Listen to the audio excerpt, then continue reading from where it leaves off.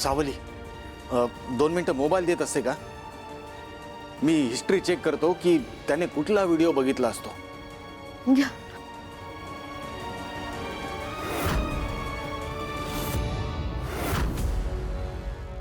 व्यंकटेशजी काय झालं? काय बघितलं अभिरने? बोला ना काहीतरी। मुलांनो, मला तुम्हाला एक आनंदाची बातमी द्यायची आहे। आपण सगळे मिळून पावसाळी पिकनिकला जाणार आहोत। बाबा, तुमचा उत्साह बघून मला कळलंय की तुम्ही तयार आहात, पण फक्त तुम्ही तयार असून नाही चालणार। मला तुम्हा सगळ्यांच्या पालकांची लेखी परमिशन लागणार आहे, ठीक आहे? बाबा, व्हिडिओ शूट कोणी केला असेल? अभिने पाहिलाय का व्हिडिओ?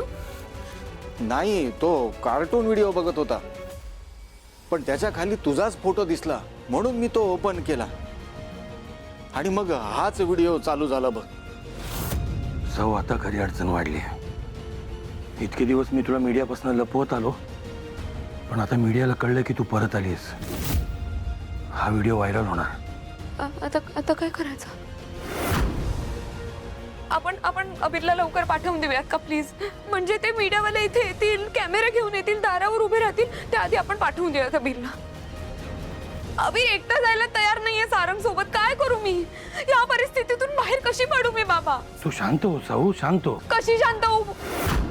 तुम्ही विचार करा, जर मी अभिर सोबत बाहेर पडले आणि तिथल्या एखाद्या पत्रकाराने मला गाठलं, त्यांनी मला नको नको ते प्रश्न विचारले अभिर समोर, तेव्हा काय उत्तर देणार आहे मी? माझ्या मुलासमोर माझा भूतकाळ आला ना, तर मी तोंड दाखवू नाही शकत त्याला। नाही, तुझं म्हणणं बरोबर आहे। म्हणजे मीडियापासून अभिरला लांब ठेवणं गरजेचं आहे। त्यासाठी तो सारंग बरोबर गेलेलाच बरा। आणि आता तो कसा जाईल ते मी बघतो।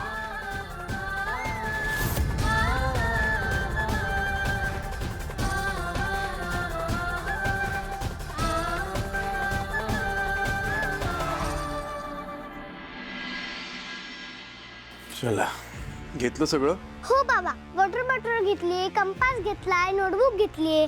चल मग निघूया। हो, पण अगोदर भरू दे तरी। भर लवकर। ठीक आहे, सावली टीचर बोला। सारंग, सारंग प्लीज तुम्ही आत्ताच्या आत्ता इथे आपली प्लीज, आणि अभिरला इथून कुठेतरी लांब घेऊन जा। काय झालंय? मीडियावर गुरुकुलातला व्हिडिओ व्हायरल झालाय। मी परत आल्याचं सगळ्यांना कळलंय। ते मीडियावाले कधीही येऊ शकतात इथे घराबाहेर। अभिरने हे सगळं बघायच्या आत त्याला प्लीज इथून लांब घेऊन जा प्लीज। मी माझ्या भूतकाळाबद्दल त्याला नाही कळू देऊ शकत। प्लीज सारंग। येतो मी लगेच। बाबा, कुठे जायचं? महाबळेश्वरला की गोव्याला? आधी अबीरला पिक करायला। थँक्यू मामा।